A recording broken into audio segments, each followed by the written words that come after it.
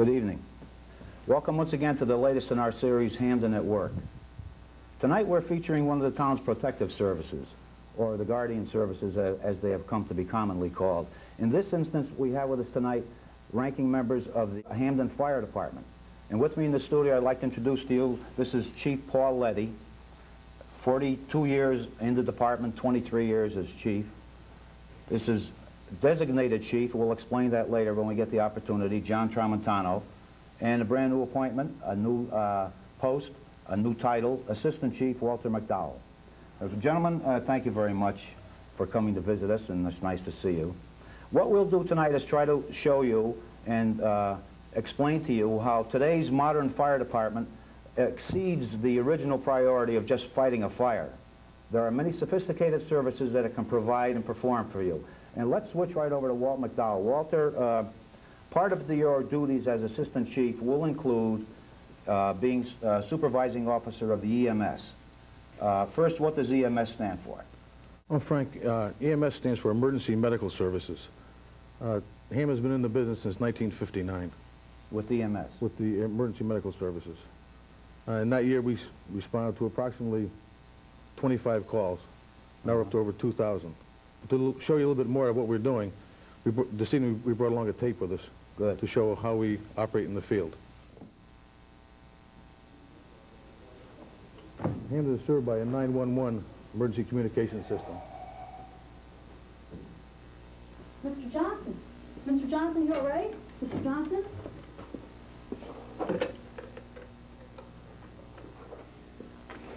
So, can you please send emergency service to 2372 Whitney Avenue, the Johnson Publishing Company? Hamden Fire Department provides emergency service through 2 rescue units located in the town hall and one at Circular Avenue in Hamden. I just found him unconscious and I can't shake him. Sir, can you hear me? Now, can you hear us?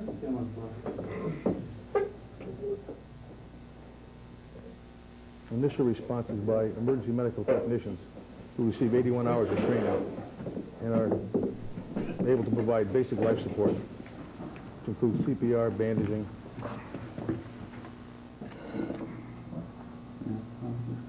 Again, CPR training is shown here. It's going to be practiced on mannequins. 3-1000, 4-1000, 5-1000, 1-1000, 2-1000, 3-1000 code. Get the boat to put the other valve on the map. 5-1000, 2-1000, 3-1000, 4-1000. Paramedics receive, in addition to emergency medical service training, 3-1000. they also receive an additional 250 hours of advanced life support, which includes defibrillation, cardiograms, He's in VFib. Continue CPR. intravenous therapy, and drug administration. 3-1000, 4-1000, 5-1000, 2-1000, 3-1000, 4-1000, 5-1000, 1-1000, 2-1000, 3-1000, 4-1000, 5-1000. Yeah, settle line. Everybody clear? Drop the O2. Safety, again, is a paramount factor. As you can see, even though the paramedic Still in is VFib. essentially running the call, the EMTs, or emergency medical technicians, are an integral part of the system. 1-1000, 2-1000, 4-1000, 5-1000. Clear. VFib, continue CPR. All the procedures that you're now seeing are done by what they call standing orders, which is determined by the Medical Advisory Committee of the EMS Council. All paramedics are trained to operate in the field independently of a doctor up to a certain point.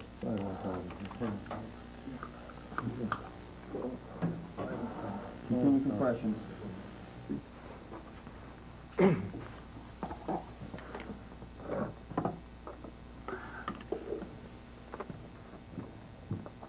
Gentlemen.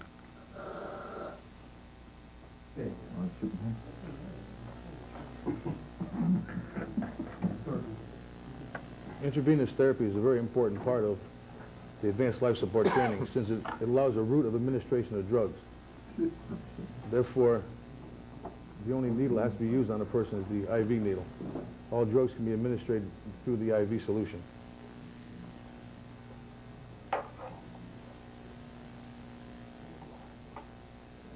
Okay, Brian, what do you need? Yeah.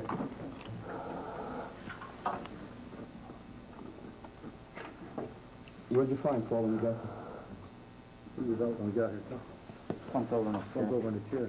No history. No medical tags. Cuff head?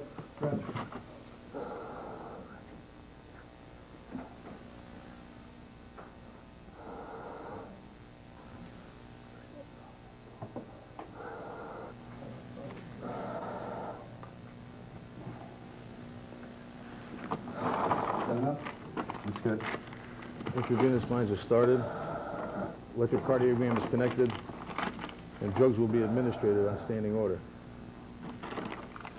The electrocardiogram can be recorded at the scene and also transmitted to the hospital emergency service.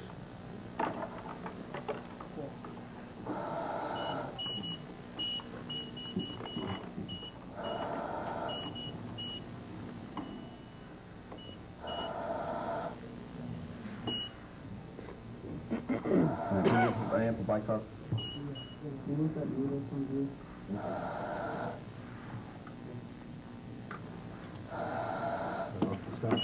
Yep. The majority of paramedic drugs are provided in pre-filled, pre-measured syringes to avoid the possibility of an overdose or insufficient medication. Happy? Happy.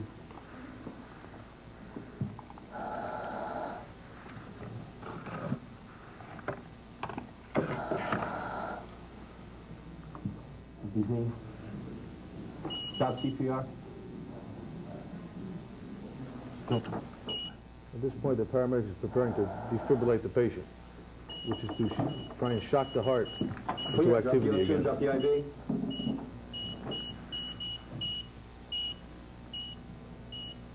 All right, we got some back. Check for pulses. Waiting.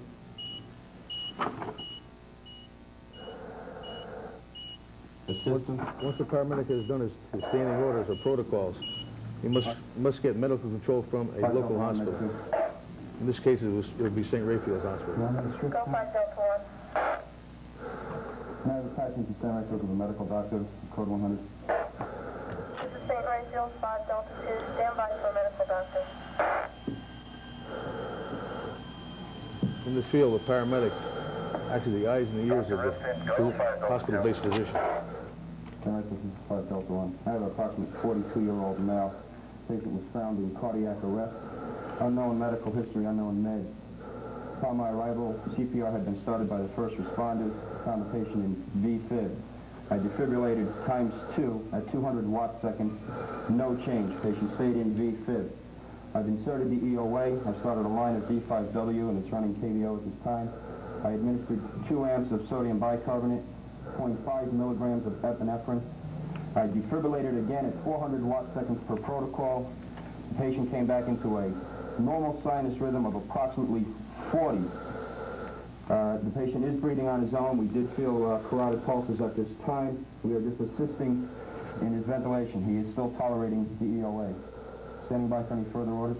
5 Delta 1. Administer another amp of sodium bicarb and 1 amp of atropine. Let me know what you receive. I can so much. And for 1 amp of sodium bicarbonate and 1 amp of atropine. Stand by. The paramedic has now received further orders from the hospital and is now trying to administer more drugs. Once the patient is stabilized, he will be transported to the emergency facility by a commercial ambulance service. Ready for this trip? Yep. During this time and other times, vital signs are rechecked and constantly rechecked. I have administered 1 amp of sodium bicarb, another amp of atropine. Patient's rate is increasing to approximately 60 to 70 beats per minute. We have strong carotid pulses, and our ETA to U is approximately 12 to 15 minutes. Stand by, attempting one now. All right? Even though the cardiogram may appear normal, Sound on? actual physical assessment, which includes checking the pulse and checking the blood pressure, is essential. It's done 2 or 3 times during the course of a call. They're constantly en route to the way to the hospital. Do it again. Fire Delta 1 to St. Rayfield. Blood pressure of 142 over 68. As I said, our ETA is 12 to 15 minutes. Roger, Fire Delta 1, that's very good. Positivation and transport as soon as possible. Although all the calls aren't as dramatic as this one. Well, thank you very much, Walter. A very informative presentation.